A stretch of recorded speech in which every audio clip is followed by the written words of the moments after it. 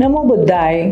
एक सवाल जो शायद आपने भी कभी सोचा होगा कि जब आप बहुत खुशी महसूस करते हैं तो क्या दुनिया में कहीं दूर कोई व्यक्ति अपने आप मुस्कुरा देता है, और यदि जब आप चोट से दर्द महसूस करते हैं तो क्या पृथ्वी के किसी कोने में कोई आपके दर्द से करा उठता है? स्पष्ट रूप से नहीं, ऐसा नहीं होता। ये छोटे छोटे रोजमर्रा के अनुभव हमें एक बुनियादी सच्चाई याद दिलाते हैं कि हम सब बिल्कुल एक जैसे प्राणी नहीं हैं। हर व्यक्ति की अपनी चेतना है, अपनी भावनाएं हैं, अपना दर्द है, अपनी खुशी है। आप अपने शरीर में रहते हैं, अपने विचारों को जीते हैं, लेकिन फिर भी जब हम किसी को पीड़ा में देखते हैं तो उसके दर्द का हमारे भीतर एक सूक्ष्म एहसास होता है, एक जुड़ाव का एहसास। ऐसा जुड़ाव जो हमें मिटाता नहीं बल्कि पतले अदृश्य धागे की तरह जोड़ता है। दुनिया की कई प्राचीन परंपराएं वननेस की अवधारणा को मानती हैं। ये विचार कि हमारी व्यक्तिगत पहचान एक भ्रम है और अंततः सब कुछ एक ही परम तत्व या चेतना है। हिंदू अद्वैत वेदांत में आत्मा और ब्रह्म एक ही हैं। सूफी संतों और ईसाई रहस्यवादियों ने भी परम सत्ता में पूर्ण मिलन की बात की है, जहां स्व यानी सेल्फ समाप्त होकर असीम में समा जाता है। इसे समझने के लिए सागर और बूंद का रूपक सबसे प्रसिद्ध है। कल्पना कीजिए कि आप पानी की एक बूंद हैं जो अंततः एक विशाल सागर में गिरकर विलीन हो जाती है। अब उस बूंद का अपना कोई अलग अस्तित्व या सीमा नहीं बचती, वह स्वयं सागर बन जाती है। यहाँ वननेस का अर्थ है मिट जाना और एक ही ऊर्जा का अटूट हिस्सा बन जाना। मॉडर्न स्पिरिचुअलिटी में सब कुछ एक है। वननेस का विचार बहुत लोकप्रिय है। यह सुनने में अच्छा और संतोषजनक लगता है क्योंकि यह रियलिटी की जटिलता को एक सरल और रूमानी रूप दे देता है, और यह हमें एक गहरी जुड़ाव की भावना भी देता है। लेकिन एक महत्वपूर्ण प्रश्न है, क्या यह वास्तव में अंतिम सत्य है? क्या यही मुक्ति की कुंजी है? बौद्ध दर्शन में यह दृष्टिकोण स्वीकार नहीं किया गया है। संयुक्त निकाय 1248 में भगवान बुद्ध ने दो अतियों यानी एक्सट्रीम्स को अस्वीकार किया है। पहला, सब कुछ एक है, पूर्ण एकत्व, एटर्नलिज्म, शाश्वतवाद, और दूसरा, सब कुछ पूरी तरह अलग अलग है, पूर्ण बहुलता, प्लुरलिटी। भगवान बुद्ध के अनुसार दोनों ही अतिवादी हैं। भगवान बुद्ध प्रत्युत समुत्पाद या आपसी निर्भरता सिखाते हैं। आधुनिक समय में थिच नाथ हन ने इसे इंटरबीइंग यानी सह अस्तित्व कहा कि कोई भी चीज अकेले एग्जिस्ट नहीं करती, हर चीज दूसरों के कारण है। तो आज के इस एपिसोड में हम समझने की कोशिश करेंगे कि भगवान बुद्ध ने वननेस के विचार को क्यों अस्वीकार किया और क्यों उन्होंने कहा कि यह डाइवर्सिटी और पर्सनल रिस्पॉन्सिबिलिटी को नकारता है। भगवान बुद्ध का दर्शन अधिक यथार्थवादी है। खुद्दक पाठ के चौथे भाग में एक सरल सवालों की श्रृंखला दी है, जहां बुद्ध ने नए लोगों को धम्म से परिचित कराने के लिए जवाब दिए थे। ये सवाल एक क्या है, दो क्या है से लेकर 10 क्या है तक जाते हैं। ज्यादातर जवाब सामान्य लगते हैं, जैसे 4 आर्य सत्य हैं, 8 आर्य मार्ग है। लेकिन सबसे पहला सवाल एक क्या है का जवाब भगवान बुद्ध ने थोड़ा अलग और गहरा दिया कि सभी प्राणी आहार यानी भोजन पर निर्भर रहकर जीवित रहते हैं। ये जवाब सीधे सभी एक हैं कहने की बजाय उस चीज पर ध्यान खींचता है जो सब में समान है, पर साथ ही हमारी अलगाव और एक दूसरे से अलग होने की स्थिति को भी दिखाता है। क्योंकि हमें भोजन करना पड़ता है, इसीलिए हम एक दूसरे पर निर्भर रहकर जीते हैं या हम एक दूसरे को ही खाते हैं। ये बुद्ध की उस बुनियादी शिक्षा की शुरुआत है जिसमें वे प्रत्युत समुत्पाद की बात करते हैं कि सब कुछ आपस में जुड़ा और निर्भर है। कोई भी चीज अकेले नहीं चलती। बौद्ध भिक्षु अजानसुआत ने इसी बात को एक तर्क से समझाया। उन्होंने कहा कि यदि सच में कोई सर्वदयालु सृष्टिकर्ता होता तो वह ऐसा संसार क्यों बनाता जहां जीवों को जीने के लिए एक दूसरे को मारना या खाना पड़े। देखा जाए तो यह सही भी है।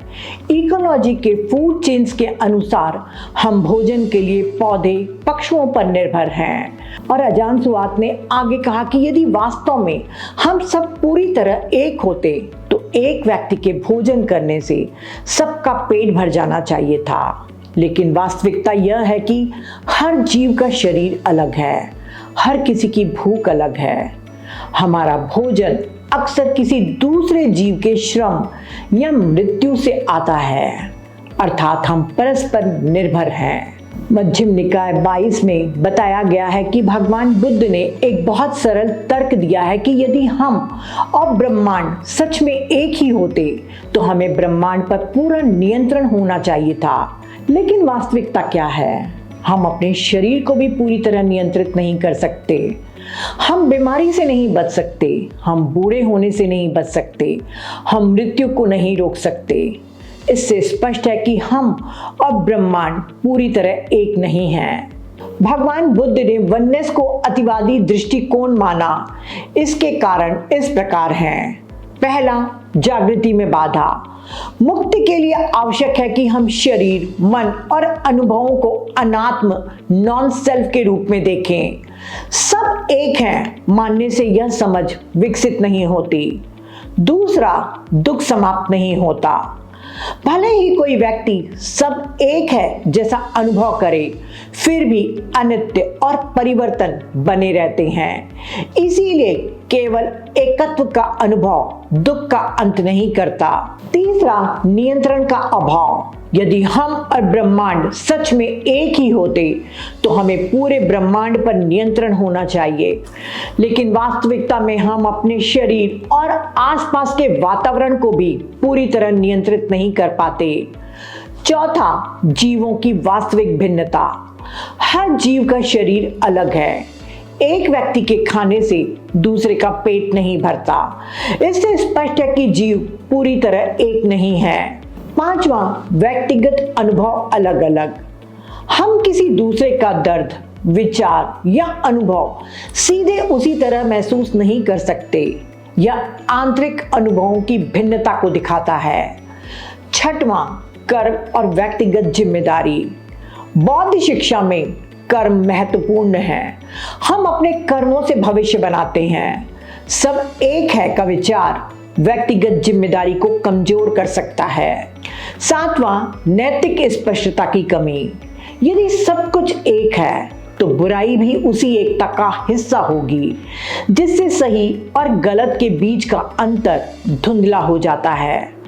बुद्ध की कर्म की शिक्षा दया और नैतिकता के लिए स्पष्ट दिशा निर्देश देती है, जो वननेस के विचार में खो सकते हैं।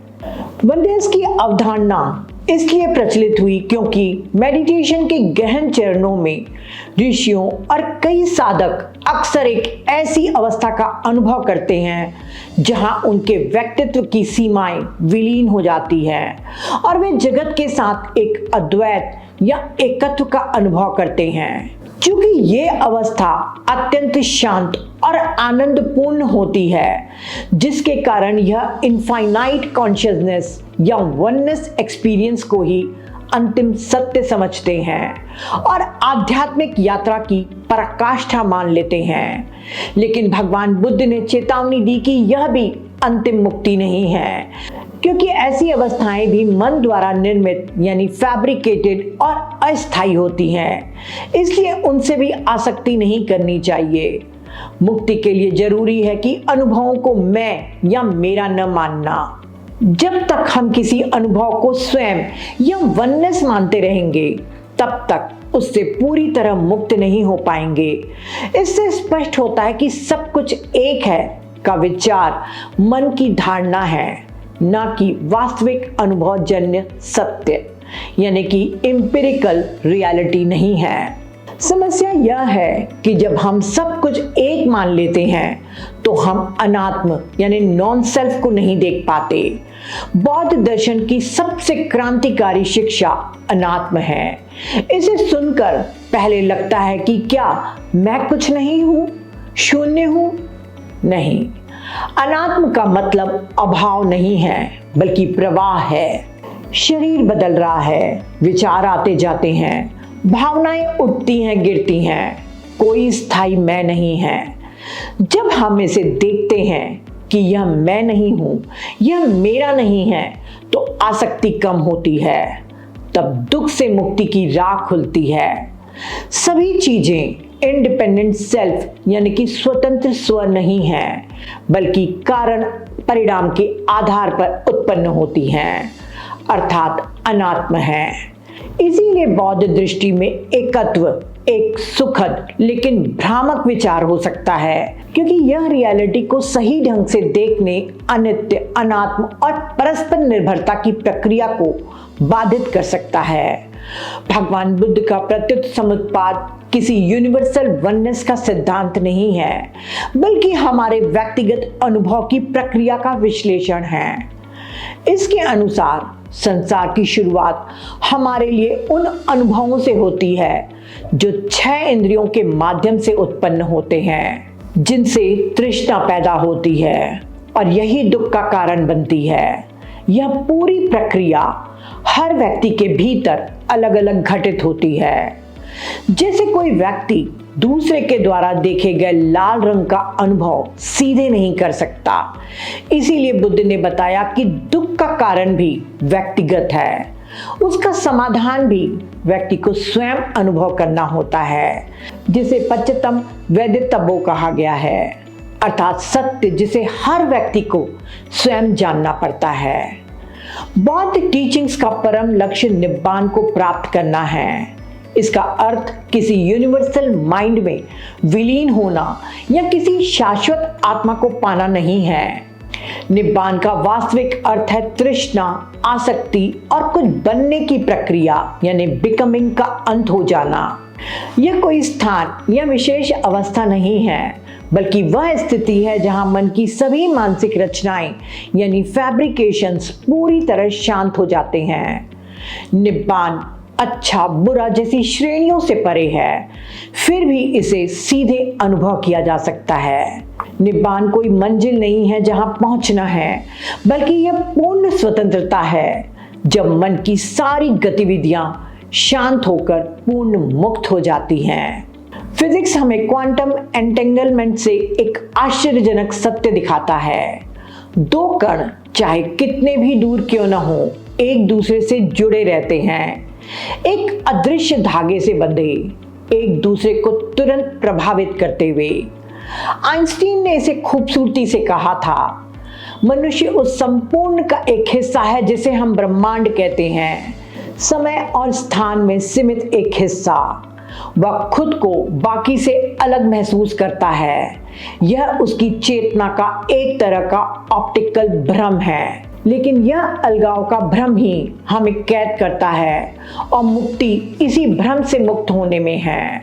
बौद्ध दृष्टिकोण थोड़ा अलग लेकिन गहन है। हम अलग अलग प्राणी हैं, अपने रास्ते, खुशियां और संघर्षों के साथ, लेकिन हम परस्पर निर्भरता के जटिल जाल में विद्यमान हैं। हम एक इकाई नहीं हैं, लेकिन हम अलग भी नहीं हैं, और इसी से करुणा और भी अधिक शक्तिशाली हो जाती है। कई परंपराओं में सिखाया जाता है कि दूसरा व्यक्ति या प्राणी भी आप ही हैं, इसीलिए मदद करना चाहिए। पर भगवान बुद्ध ने करुणा सिखाई, इसलिए नहीं कि दूसरा आप ही हो, बल्कि इसलिए कि दूसरा भी दुख और सुख महसूस करता है, ठीक आपकी तरह। यानी करुणा का आधार है, जैसे मैं दुख से बचना चाहता हूँ, वैसे ही हर प्राणी दुख से बचना चाहता है। हम एक नहीं हैं, पर अविभाज्य हैं। इसीलिए दूसरों की खुशहाली का असर उसी जाल में फैलता है जिससे आप जुड़े हुए हैं। जैसे शांत पानी में गिराया गया एक छोटा पत्थर रिपल्स पैदा करता है, वैसे ही आपके कार्य, एक दयालु शब्द, एक धैर्यपूर्ण प्रतिक्रिया, करुणा का एक छोटा सा कार्य पूरी दुनिया में लहरें पैदा करते हैं। अंतर संबंध हमें याद दिलाता है कि कोई भी कार्य छोटा नहीं होता, हर पल मायने रखता है, क्योंकि हर पल हर चीज को प्रभावित करता है। आप जो भी शब्द बोलते हैं, जो भी इरादा रखते हैं, जो भी कार्य करते हैं, ये सभी बीज बोते हैं और वे बीज ही तय करते हैं कि आगे क्या खिलेगा, न केवल आपके जीवन में बल्कि दूसरों के जीवन में और आपके आसपास की दुनिया में भी। आप एक विशाल जीवंत जाल में एक जीवित धागा हैं। हमारा कोई भी कार्य निजी नहीं है। जैसे यदि एक व्यक्ति परिवार में क्रोध करता है तो उसका प्रभाव पूरे घर के वातावरण को दूषित करता है।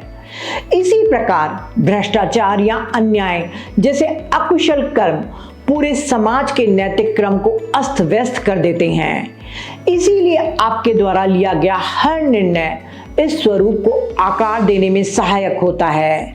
यही मध्यम मार्ग का सार है कि हम अलग थलग तो नहीं हैं, लेकिन शक्तिहीन भी नहीं हैं।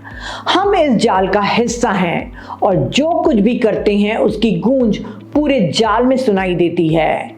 कोई भी चीज अकेले नहीं होती, यहाँ तक कि आपके आंतरिक बदलाव यानी ट्रांसफॉर्मेशन भी बाहर की ओर असर डालता है। जब आप शांति, धैर्य और करुणा का अभ्यास करना शुरू करते हैं तो यह आपके अंदर ही बंद नहीं रहता, यह आपके आसपास के लोगों को प्रभावित करता है, कभी कभी सूक्ष्म शांत तरीकों से, और वे इसे अनजाने में ही आगे बढ़ा सकते हैं। करुणा का एक छोटा सा कार्य आपकी सोच से कहीं अधिक दूर तक प्रभाव डाल सकता है।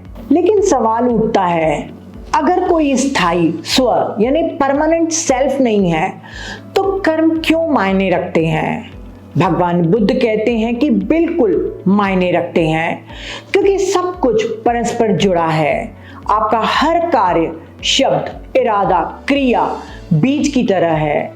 वह न केवल आपके जीवन में बल्कि पूरे जाल में प्रभाव डालता है। इसीलिए व्यक्तिगत आचरण विश्व के नैतिक क्रम को मजबूत या कमजोर करता है। इसलिए कर्म का अर्थ है अपनी सामाजिक जिम्मेदारी को पहचानना। हम सत्ता यानी बीइंग के स्तर पर एक नहीं हैं, लेकिन कर्म के माध्यम से जुड़े हुए हैं।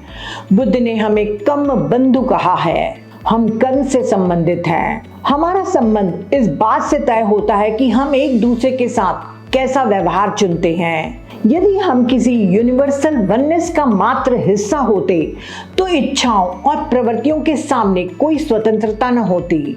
लेकिन कर्म का सिद्धांत बताता है कि हर व्यक्ति अपने कर्मों को बदलने और सुधारने के लिए स्वतंत्र है। इसीलिए मुक्ति किसी यूनिवर्सल वननेस से नहीं बल्कि व्यक्तिगत प्रयास, सही आचरण और गहरी समझ से आती है। आजकल की कई माइंडफुल टीचिंग्स कहती हैं कि मन के प्रति पूरी तरह नॉन जजमेंटल रहें और सब कुछ बिना विरोध के स्वीकार करें। लेकिन बौद्ध दृष्टि में ये थोड़ा अलग और गहरा है। हमें बुद्धिमान विवेक यानी वाइज डिसर्नमेंट की जरूरत है। एक तरह का वाइज इनर ऑब्जर्वर जो पहचान सके कि कौन से विचार, भावना या कर्म मुक्ति की ओर ले जाते हैं और कौन से बंधन तथा दुख बढ़ाते हैं। ये जजमेंट नहीं है जो व्यक्तिगत आक्रोश या गिल्ट से भरा होता है, बल्कि स्पष्ट समझ है, क्योंकि हम सब इस जाल का हिस्सा हैं। हम एक दूसरे को प्रभावित करते हैं। इसीलिए सही आचरण और विवेक से हम न केवल खुद को बल्कि पूरी दुनिया को दुख से मुक्त करने में योगदान देते हैं। जैसा कि थीच नाथ हान ने कहा कि यदि आप दुनिया की देखभाल करना चाहते हैं तो खुद की देखभाल करें, और यदि खुद की देखभाल करना चाहते हैं तो दुनिया की देखभाल करें। जिस तरह से आप दूसरों के लिए मौजूद रहते हैं यह सब मायने रखता है। फिर चाहे वो व्यक्ति हो या प्रकृति, सभी के प्रति उदार भावना जीवन को सुंदर बनाती है। आप महत्वपूर्ण हैं, इसलिए नहीं कि आप अलग और विशेष हैं, बल्कि इसलिए कि आप हर चीज का हिस्सा हैं और आप जो कुछ भी करते हैं वह उस जीवन सागर में नकारात्मक या सकारात्मक लहरें पैदा करता है। तो फ्रेंड्स, आज हमने समझा कि हम पूरी तरह एक नहीं हैं, लेकिन हम पूरी तरह अलग भी नहीं हैं। हम परस्पर निर्भर हैं और शायद यही समझ हमें अधिक जिम्मेदार, अधिक जागरूक और अधिक करुणामय बना सकती है, क्योंकि इस जीवन जाल में हर विचार, हर शब्द, हर कर्म एक लहर पैदा करता है। और याद रखिए कि आप भी इस विशाल जाल का एक जीवित धागा हैं और हर धागा मायने रखता है। अपने इस धागे को मजबूत, सार्थक और दयालु बनाएं। शुरुआत किसी बड़े काम से नहीं, बल्कि एक छोटे से दयालु कार्य से करें, क्योंकि सभी प्राणी जीवन और सुख चाहते हैं। खुशी और दया बांटने से बढ़ती है, कभी घटती नहीं। एक मुस्कान, एक मदद का हाथ, एक अच्छा शब्द, ये छोटी चिंगारी पूरे संसार को रोशन कर सकती है। दया चुनिए, प्रेम फैलाइए, क्योंकि यही सच्ची ताकत है। असली करुणा सब एक हैं। वननेस का मीठा गीत गाने में नहीं है, बल्कि उस बुद्धिमत्ता को विकसित करने में है जो हमें और दूसरों को इस अंतहीन संसार चक्र से मुक्त कर सके। सबका मंगल हो। नमो बुद्धाय।